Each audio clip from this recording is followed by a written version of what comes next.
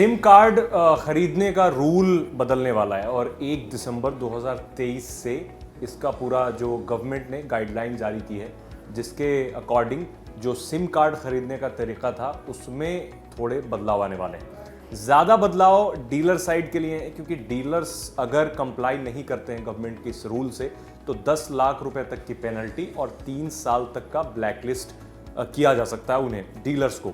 Problem क्या हो रही थी? दरअसल बल्क सिम कार्ड में काफ़ी सारे फ्रॉड हो रहे थे।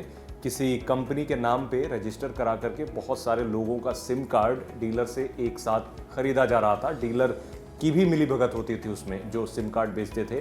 तो ऐसे बहुत सारे फ्रॉड सामने आए थे और अभी आपको पता ही होगा कि किस तरीके से फ़ोन करके स्कैम किया जा रहा है, तो उसके लिए ऑब्वियसली सिम कार्ड की ज़रूरत होती है।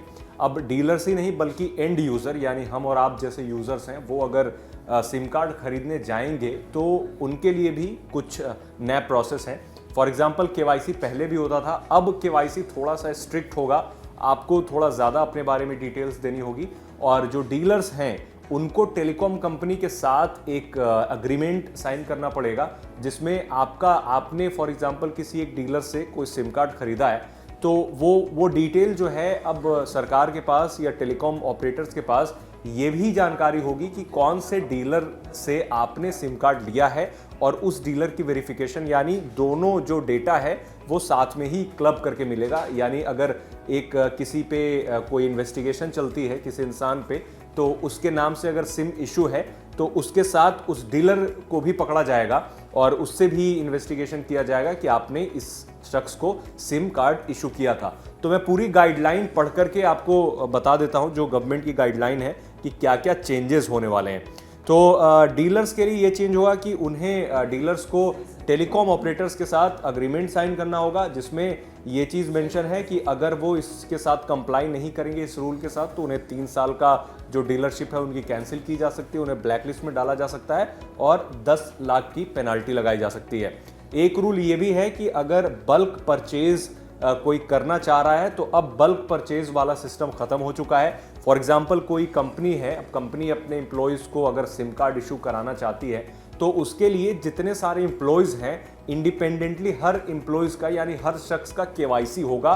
हर इंसान की आइडेंटिटी प्रूफ चाहिए होगी, आधार कार्ड, वोटर आईडी कार्ड, इन सब में से कोई भी एक आइडेंटिटी चाहिए होगी और वहाँ पर उस इंसान को भी रहना पड़ेगा वेरिफिकेशन कराने के लिए।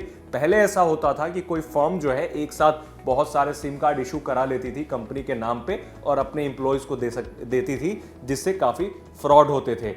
अब डीलर्स के लिए भी कुछ मैंडेटरी वेरिफिकेशन आ गए हैं।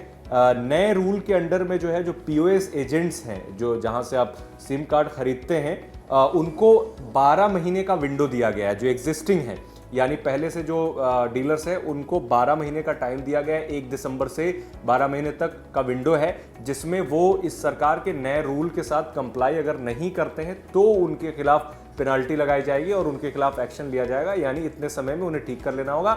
लेकिन नए जो डीलर्स बनेंगे उन्हें जो अभी का जो नया रूल है वो फॉलो करना होगा।